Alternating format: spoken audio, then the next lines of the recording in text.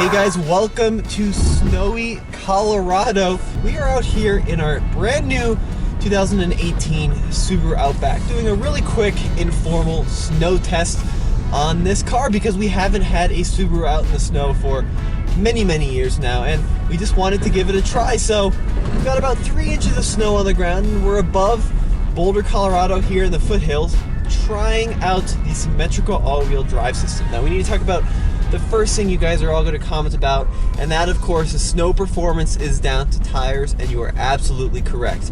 This Subaru is riding on its factory Bridgestone Dueler all-season tires, so not necessarily a very grippy snow tire, but it is the tire that Subaru equips on their vehicles, at least this new Outback. We wanted to give it a shot and see how it does straight out of the box in the snow.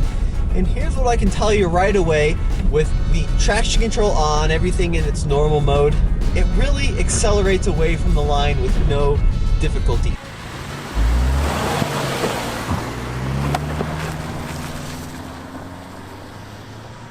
This is a nice patch of snow. We're a couple inches deep here, and I'm gonna just floor it, traction control on. Yep, it takes a couple seconds, but it does accelerate away pretty effectively, and then once the CVT spools up, we really get moving.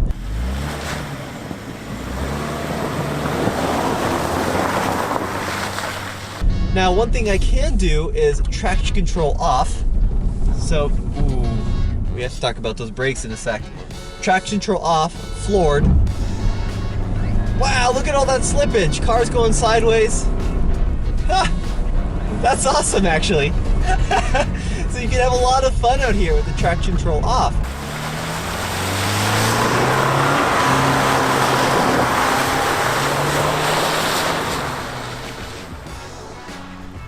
Now brake-wise, yeah, that's where the tires really come into play. Stopping this large station wagon crossover, even in this mild snow, yeah, these tires do not perform well in that stop test. So that is an area that we can definitely improve going forward, is either a set of snow tires or maybe an all-terrain tire.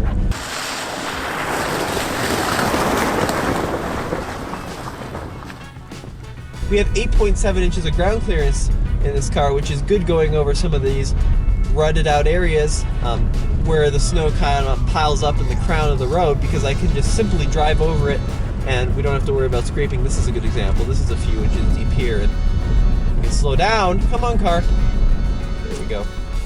Yeah, no problems whatsoever.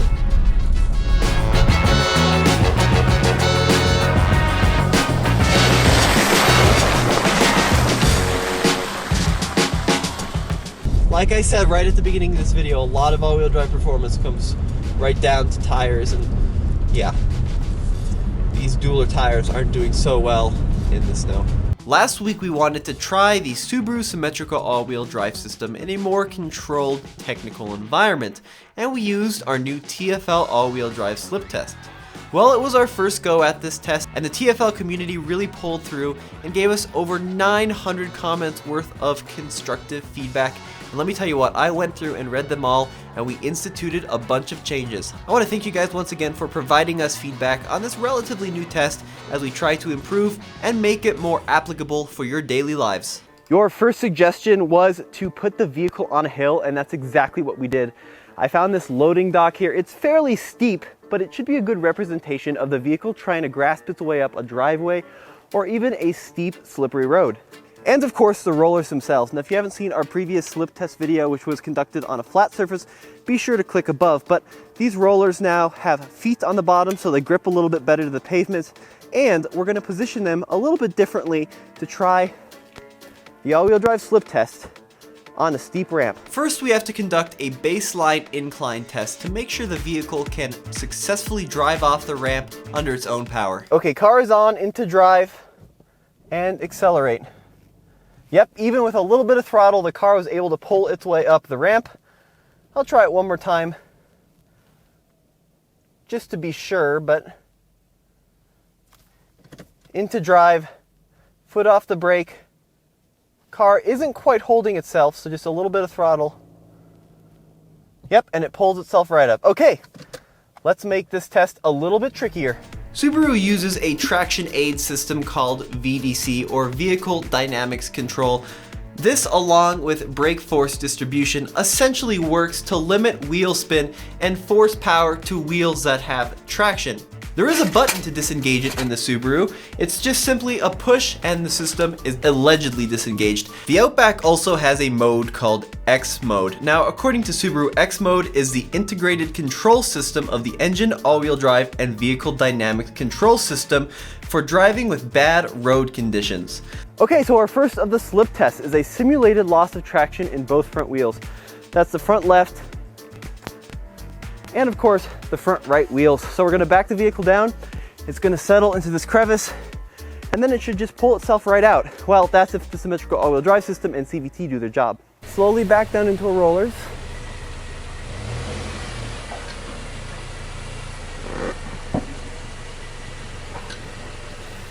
Okay, we're down.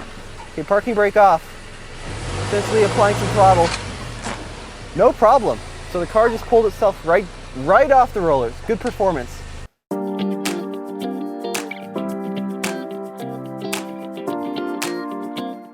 So nothing too difficult for the Subaru on the first test with a simulated loss of traction in the front wheels. The symmetrical all-wheel drive system did its job. In this second test, we are going to simulate a loss of traction in the right rear and the left front wheel. This test is going to be a true test of Subaru's vehicle dynamics control and brake distribution to effectively modulate the brakes to send power to the right front and the left rear wheel with traction. Now, it should work in theory. Let's see if it works in practice up the hill. Okay, first test is VDC, Vehicle Dynamics Control, engaged. So, everything is normal, into drive, foot off the brake, slowly accelerate. Okay, it's spinning. And actually, pulled us off really easily there. Let's go ahead and try that one more time. Into drive. Yeah, so pretty good performance actually. Now let's try it one more time with VDC off. VDC is disengaged. I'm backing onto the rollers.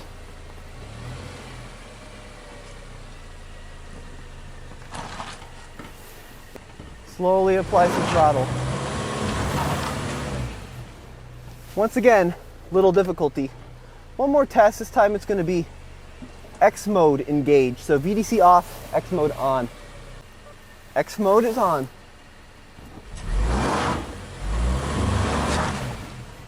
So once again, pulled ourselves right off. I think it's time we go to a three-wheeled test.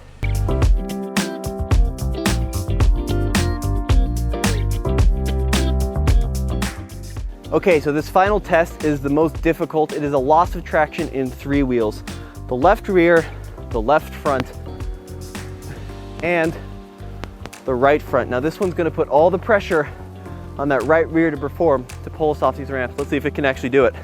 Backing onto our three-roller test this time, as normal, regular mode, so no X mode. Traction control is gonna remain on. I hope I can do this safely, that's what I'm worried about.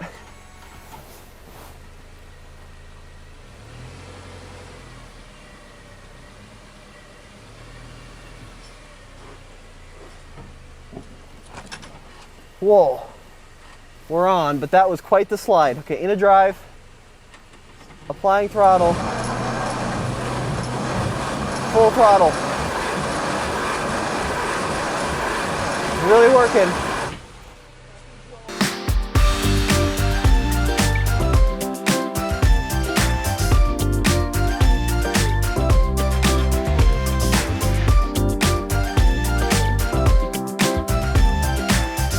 Let's do traction control off. Same test. Ready? Full throttle.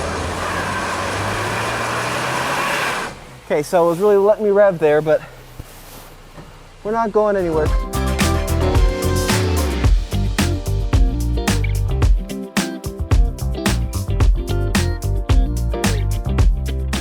We're not going anywhere. Try it one more time.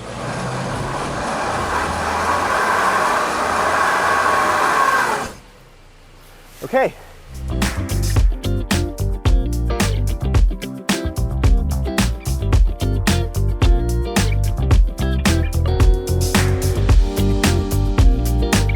Let's go ahead and try X mode on. So traction control off, XMode on. Oh, it's really working. Come on, car. Oh, we're going sideways. We are going sideways. Let's see what happens. Little did I know from the driver's seat, what happened was actually really interesting. You see, with XMode engaged, the wheels would spin and spin and spin on the rollers like usual. But you can see here the vehicle attempts to jump to the right, and I thought it was something to do with the rollers, but it actually had something to do with the wheel that had traction. You can see here the right wheel that was on the pavement started to spin, and this only happened with XMode on. So the brakes did a good job with XMode engaged of braking the spinning wheel, forcing power to the wheel with traction. You can see here though, this didn't happen in any of the other modes. It only happened when XMode was engaged and traction control was off.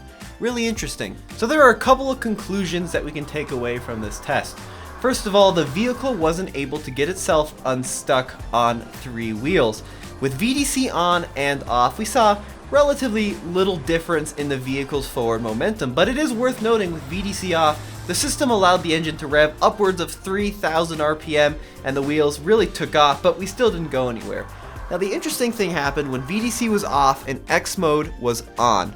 With XMode on, it was clear the system was forcing a lot more power to the wheel with traction. Unfortunately though, the wheel with traction just didn't have enough traction. It started spinning and caused the vehicle to skid off the rollers. I didn't know this at the time when I was conducting the test. I thought it was simply an issue with the rollers, but it was actually a really interesting phenomenon that was happening with XMode. So XMode does actually have a big effect on this vehicle, at least on the rollers. Guys, thank you so much for watching. Please in the comments again, let us know what other suggestions we have on how we can improve our slip test. This is still only our 2nd time and we're really looking for ways to make this better and more relevant for your guys' life.